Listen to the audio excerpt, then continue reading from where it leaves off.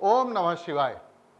88,000 ऋषियों की तपोभूमि नैमिषारण्य को सतयुग का तीर्थ माना जाता है। यूं तो इस तीर्थ का एक नहीं अनेक दृष्टिकोण से विशेष महत्व है, लेकिन आज हम जिस परिप्रेक्ष्य में चर्चा कर रहे हैं उसमें इस तीर्थ की महिमा बद्रीनाथ और गया से कम नहीं है। जी हाँ, इन दिनों पितृपक्ष चल रहे हैं।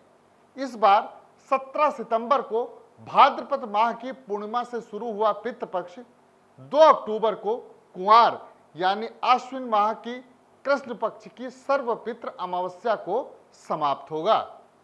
पितृपक्ष के दौरान श्राद्ध और तर्पण का विशेष महत्व माना जाता है। हिंदू धर्मशास्त्रों में श्राद्ध के लिए बिहार के गया और उत्तराखंड के ब्रह्म कपाली का मुख्य रूप से वर्णन आता है।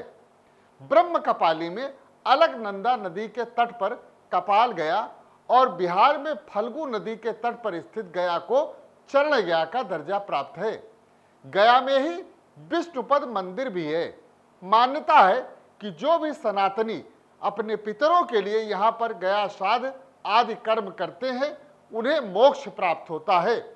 कमोवेश यही मान्यता ब्रह्म कपाली की भी है, लेकिन आपको यह जानकर हैरानी होगी कि नाभि गया का दर्जा नैमिषारण्य तीर्थ को प्राप्त है।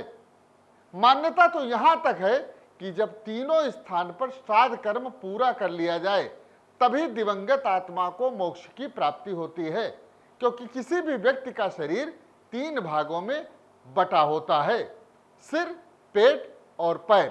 तो जब तक नाभि गया में श्राद्ध कर्म न किया जाए तो वह अधूरा ही रहता है, क्योंकि उदर पूर्ति के बिना संतुष्टि संभव नहीं है।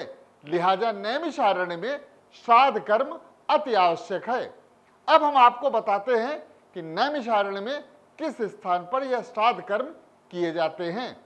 ललिता देवी मंदिर से नैमिषारण्य जाने वाले मार्ग पर चक्र तीर्थ से कुछ पहले बाएं हाथ पर एक मार्ग है जो आगे जाकर काशी कुंड तीर्थ पर पहुंचता है। यह स्थान श्राद्ध कर्मों के लिए विशेष महत्व रखता है। यह भी बताया जाता है कि जिन लोगों की अकाल मृत्यु हो जाती है या फिर जिनकी मृत्यु की तिथि ज्ञात नहीं होती है उन सभी का श्राद्ध कर्म यहाँ पूरे विधि विधान से कराया जाता है। मान्यता है कि जिस प्राणी का श्राद्ध कर्म इस पावन नैमिषारण्य तपोभूमि में होता है वह मोक्ष प्राप्त करता है। इस खबर में इतना ही। आप हमारी खबरों को देखने के लिए हमारे YouTube चैनल UV TV को लाइक और सब्सक्राइब करें। धन्यवाद।